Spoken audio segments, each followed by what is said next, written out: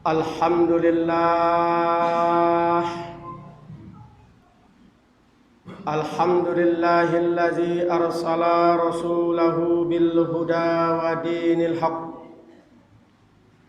liyuzhirahu 'alad dini kullih wa kafa billahi shahida. Ashhadu an la ilaha illallah wahdahu la syarikalah wa ashhadu anna Muhammadan abduhu wa rasuluh la nabiyya ba'dah.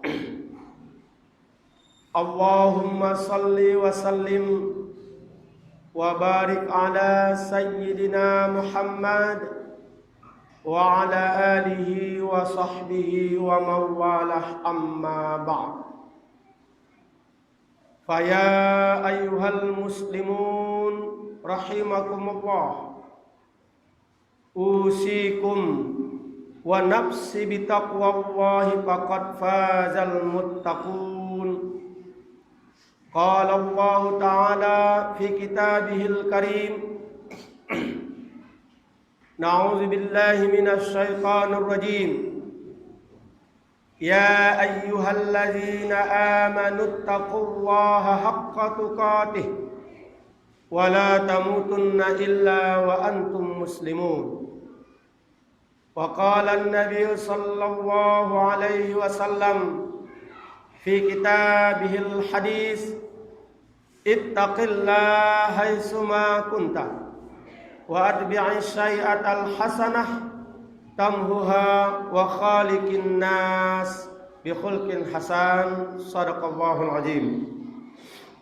Para orang-orang tua saya yang saya hormati, paduka bapak-bapak, saudara-saudaraku yang seiman, seakidah dan seagama, yang seluruhnya kita kaum muslimin sidang jemaah salat Jumat yang insyaallah dimuliakan dan dirahmati oleh Allah Subhanahu wa ta'ala. Melalui kesempatan khutbah ini, saya mewasiatkan kepada diri saya secara pribadi dan mewasiatkan kepada kita semua kaum muslimin yang pada hari ini melaksanakan salat fardu Jumat. Marilah senantiasa kita syukuri nikmat yang diberikan oleh Allah Subhanahu wa ta'ala.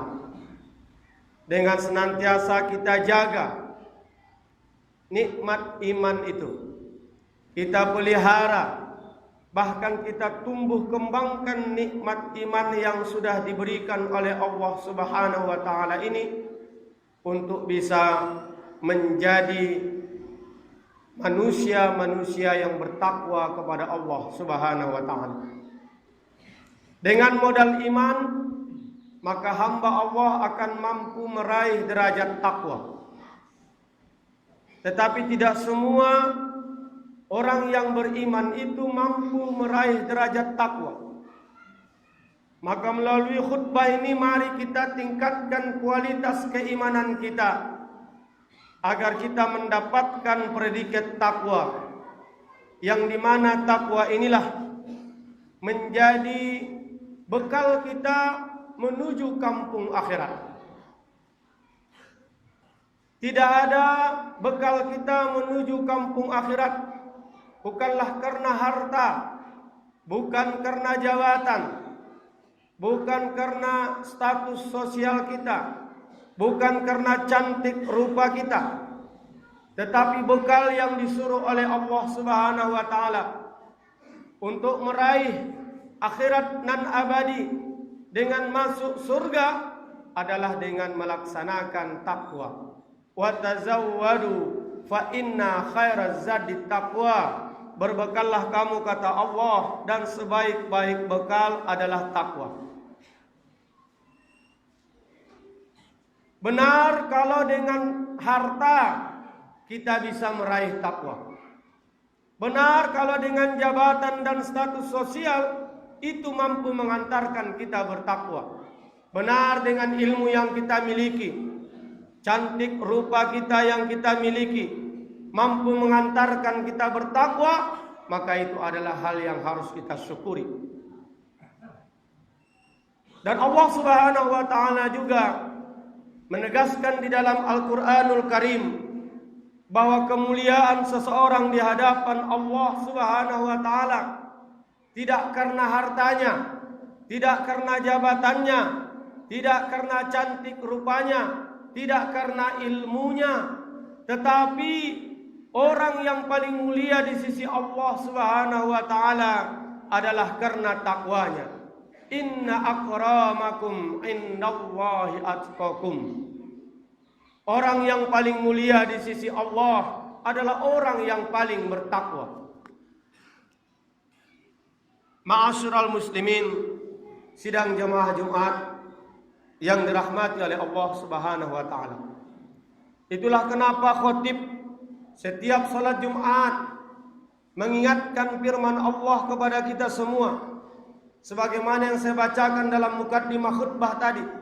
Ya ayyuhalladzina amanu taqullaha haqqa tuqatih wa la tamutunna illa wa antum muslimun. Wahai orang beriman, bertakwalah kepada Allah dengan sebenar-benar takwa. Ini menunjukkan bahwa tidak semua orang beriman mampu meraih derajat takwa, tapi dengan modal iman orang bisa mendapatkan takwa. Ya ayyuhalladzina amanu taqullah, wahai orang beriman, bertakwalah kepada Allah haqqa tuqatih, dengan takwa yang sebenarnya. Wala tamutunna illa wa antum muslimun, dan hendaklah kalian mati dalam keadaan muslim. Ini menunjukkan betapa bahwa keberhasilan kita mengakhiri hidup di dunia ini dengan mati dalam keadaan beriman dan Islam adalah dengan benar-benar mendapatkan predikat takwa. Ma'asyiral muslimin, sidang jemaah Jumat rahimakumullah. Begitu jugalah Allah Subhanahu wa taala di dalam surah Ar-Ra'd, surah ke-7 di dalam Al-Qur'an, ayat 96, memberikan garansi. Saudara-saudaraku sedang jemaah Jumat, kalau manusia saja memberikan garansi kepada kita, kita percaya. Kita membeli barang elektronik, kendaraan dan apapun itu, lalu toko menggaransinya 1 tahun, 2 tahun, 5 tahun, kita percaya. Apatah lagi Allah Subhanahu wa taala yang menggaransi kita. Dan bentuk garansi itu adalah melalui firman Allah ayat 96 surah Ar-Ra'd. Dan sering kita dengar ini disampaikan para ustaz, para muballigh, para guru-guru kita. A'udzubillahi minasyaitonir rajim. Walau anna ahlal qura amanu wattaqau la fatahna 'alaihim barakatim minas samai wal ardh. Allah bilang, sekiranya penduduk satu negeri, penduduk satu bangsa, penduduk satu negara, bahkan penduduk satu kampung benar-benar beriman dan bertakwa kepada Allah Subhanahu wa taala, Allah berikan garansi, kata Allah Subhanahu wa taala, la fatahna 'alaihim barakatim minas samai wal ardh. Allah turunkan barakah dari langit dan bumi. Ini menunjukkan betapa kemakmuran satu bangsa tidak hanya sekedar diukur dari sumber daya manusia. Banyak pun di negeri itu orang pintar, orang berilmu, tapi minim beriman dan bertakwa, tidak menjamin negeri itu makmur, sejahtera, maju. Juga ini menunjukkan betapa negeri atau suatu bangsa tidak tolak ukurnya maju, sejahtera, serta makmur karena ada sumber daya alamnya. Tidak sedikit kita lihat di dunia ini, negerinya tandus tapi makmur, maju. Tapi tolak ukur kemajuan satu bangsa, negeri, bahkan kampung itu dilihat dari kualitas iman dan takwa masyarakatnya. Ma'asyiral muslimin sidang jemaah Jumat rahimakumullah. Khatib menyampaikan ini adalah mengingat bahwa seminggu lagi kita akan mensyukuri nikmat kemerdekaan Republik Indonesia yang ke-72. Kita tahu betul bahwa kemerdekaan kita di negeri ini adalah hasil jerih payah para pahlawan-pahlawan kita yang sebelum mereka mengumandangkan kata merdeka, mereka mengucapkan takbir Allahu Akbar, Allahu Akbar. Yang menurut logika kita tidak mampu kita merdeka karena kita serba kekurangan persenjataan, kekurangan logistik peperang, sementara musuh kuat. Tetapi karena semangat iman dan takwa, dan itu pula lah yang tercantum dalam pembukaan Undang-Undang Dasar 45, kita ternyata diberikan oleh Allah kemerdekaan. Maka semangat untuk menyambut kemerdekaan Republik Indonesia minggu depan yang ke-72 sangat miris kalau ada anak-anak muda menyambut kemerdekaan ini dengan rasa syukur yang tidak bermakna. Misalnya minuman-minuman keras, pesta pora, melanggar hak asasi manusia. Alangkah baiknya kesyukuran kita kepada Allah Subhanahu wa taala dengan memperbanyak zikir, meningkatkan kualitas iman dan meningkatkan kualitas takwa kita kepada Allah Subhanahu wa taala, agar keberkahan dari langit dan bumi itu didatangkan oleh Allah ke negeri kita, terutama kampung kita atau kabupaten kita ini.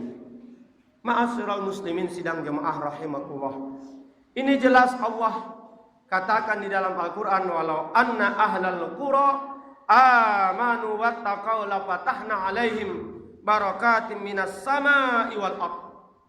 Jikalau sekiranya penduduk negeri-negeri itu beriman dan bertakwa, pastilah kami akan melimpahkan kepada mereka berkah dari langit dan bumi. Tapi bagaimana kondisi kita hari ini? Laut lebih luas daripada daratan kita. Tetapi kenapa garam begitu langka sampai diimpor? Bisa jadi ini adalah keberkahan yang kurang dari kita. Susahnya kita sekarang mencari ikan yang segar, tanpa formalin dan tanpa hal-hal yang lain. Begitu juga kerang, sotong dan sebagainya. Kita susah mencari yang original. Semuanya serba tipu-tipu, semuanya serba sandiwara, semuanya serba manipulasi. Ini bisa jadi adalah bukti Allah sudah menarik keberkahan itu dari kampung kita. Kenapa bisa terjadi? Karena memang kata Allah Subhanahu wa taala, bisa jadi kalau ada penguasa atau pemimpin yang zalim ada di tengah-tengah kampung kita, ada di tengah-tengah kota kita, di tengah-tengah kabupaten kita, di tengah-tengah provinsi, bahkan di satu negara, itu adalah cerminan dari rakyatnya. Jangan suka menyalahkan pemerintah, jangan suka menyalahkan pemimpin. Kadang-kadang kita suka menyalahkan pemimpin, padahal kita sebagai rakyat juga terlalu banyak salah. Karena Allah Subhanahu wa taala dalam surah Al-An'am ayat 129 telah berfirman, wa kadzalika nuwalla ba'daz zalimin ba'dan bima kanu yaksibun. Dan demikianlah kami jadikan sebagian orang-orang zalim itu menjadi penguasa, menjadi pemimpin sebahagian daripada kalian. Itu disebabkan karena kalian sendiri. Maka wajarlah ulama mengatakan bahwa pemimpin itu cerminan rakyatnya. Kalau cerminan kita orang zoleh, orang jujur, orang siddiq, orang amanah, itu cerminan rakyat yang juga amanah dan jujur. Kalau kebetulan pemimpin kita bisa jadi ditunjukkan oleh Allah adalah orang yang tidak amanah, tidak jujur, tidak siddiq, tidak saleh, bahkan syirik di hadapan Allah Subhanahu wa taala, bisa jadi itulah mayoritas citra daripada umatnya. Ma'asyiral muslimin, mudah-mudahan ini menjadi muhasabah kita di dalam menyambut 17 Agustus 2007, tepatnya sebagai ulang tahun kemerdekaan Republik Indonesia yang ke-72. Terakhir, sebagai penutup dari khutbah ini, saya ingin mewasiatkan kepada saya secara pribadi dan mengingatkan kepada kita semua, ada satu hadis yang begitu panjang dari Rasulullah SAW yang kira-kira artinya begini: hai orang-orang muhajirin, ada 5 perkara, jika kamu ditimpa 5 perkara ini, aku mohon perlindungan kepada Allah agar kamu tidak mendapatkannya. Apa itu ya Rasulullah? Kata sahabat kepada Rasul.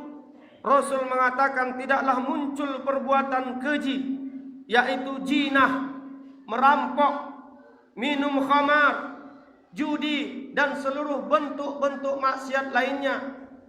Anak-anak kandungnya, anak angkatnya, termasuklah itu bisa jadi narkoba, ganja, dan sebagainya, terjadi pada suatu masyarakat, sehingga mereka melakukannya dengan terang-terangan, tidak lagi sembunyi-sembunyi, terang-terangan. Bahkan kata Rasul, kecuali akan tersebar penyakit-penyakit lainnya yang tidak ada pada orang-orang sebelum mereka. Kalau ternyata jinah sudah terang-terangan, perampokan sudah terang-terangan. Perampokan ini juga bisa jadi adalah konotasinya korupsi sudah terang-terangan. Semakin mahir seseorang mengkorupsi, manipulasi data, dianggap dia orang pintar. Orang yang tidak mampu memanipulasi data, dia adalah orang bodoh. Bahkan ini satu hal cerita yang sangat baik. Kalau ada orang dengan golongan yang rendah bisa cepat kaya karena jagonya bermain. Paten kawan tuh. Kalau sudah jinah, merampok, minum khamar, judi, dan lainnya datang terang-terangan di tengah masyarakat, maka kata Rasul akan datang penyakit-penyakit yang mereka tidak mengetahui penyakit itu apa, karena sebelumnya orang pun tidak mengenal penyakit itu. Yang kedua, kata Rasulullah SAW, orang-orang yang tidak mau bayar zakat hartanya, padahal dia layak membayar zakat. Orang hanya membayar zakat fitrah, tapi harta tidak dibayar. Emas yang terpendam tidak dibayar. Uang yang terpendam di bank yang tak pernah ada debit masuk keluar, terpendam selama 1 tahun, tidak dibayarkan. Bahkan sengaja didiamkan. Dan kebanyakan orang itu tidak bayar zakat, kecuali kata Rasul, hujan dari langit akan ditahan oleh Allah Subhanahu wa taala. Kalaupun hujan itu turun, Rasul mengatakan itu karena Allah memikirkan hewan-hewan dan tumbuh-tumbuhan yang ingin mendapatkan hujan. Nauzubillah, summa nauzubillahi min dzalik. Hari ini mendung pertanda ingin hujan. Kita berharap kepada Allah hujan ini untuk kita sebagai rahmat, bukan karena Allah sayang sama hewan dan tumbuh-tumbuhan. Sebenarnya Allah ingin menahan hujan ini tidak datang, tapi karena ada hewan dan tumbuh-tumbuhan Allah sayang. Itu kenapa? Karena ada bisa jadi penduduk satu negeri, penduduk satu bangsa atau kampung yang sudah enggan membayar zakat. Yang berikutnya kata Rasulullah SAW, tidaklah orang-orang mengurangi takaran dan timbangan, kecuali mereka akan disiksa dengan kejoliman penguasa. Kehidupan yang susah dan paceklik. Dan selama pemimpin-pemimpin negara atau masyarakat tidak menghukumi dengan kitab Allah dan memilih sebagian apa yang Allah turunkan, kecuali Allah menjadikan permusuhan yang keras di antara mereka. Hadis riwayat Ibnu Majah, disahihkan oleh Syekh Albani. Ma'asyiral muslimin sidang jemaah rahimakumullah, salah satu lagi ancaman Rasul kepada kita, kalau ternyata kita suka mengurangi takaran. Mengurangi takaran ini macam-macam. Ikan yang seharusnya tidak lagi segar dibilang segar karena sudah dikasih belau. Korang, kopah, dan seluruh bentuk apapun sebenarnya tidak sebegitu kilonya, tapi karena banyak disiram air, bertambah kilonya, dikurangi takarannya. Ada manipulasi di situ. Maka Allah turunkan azab kepada kita, kata Rasul, dengan melahirkan pemimpin yang jolim di tengah-tengah kita. Mudah-mudahan khutbah ini mengantarkan kita untuk senantiasa meningkatkan keimanan dan ketakwaan kita kepada Allah Subhanahu wa taala. Dan marilah kita sumbangsihkan semangat keimanan dan ketakwaan kita untuk membangun bangsa dan negara ini. Karena bagaimanapun orang-orang beriman dan bertakwa adalah pahlawan yang tak perlu disebut namanya dan tidak terukir di nisan-nisan kuburannya, tapi dialah sebenarnya pahlawan yang mendatangkan keberkahan dari langit dan bumi. Barakallahu li wa lakum fil Qur'anil Karim wa nafa'ani wa iyyakum bima fihi minal ayati wa dzikril hakim. Aqulu qouli hadza fastaghfiruh innahu huwal ghafurur rahim.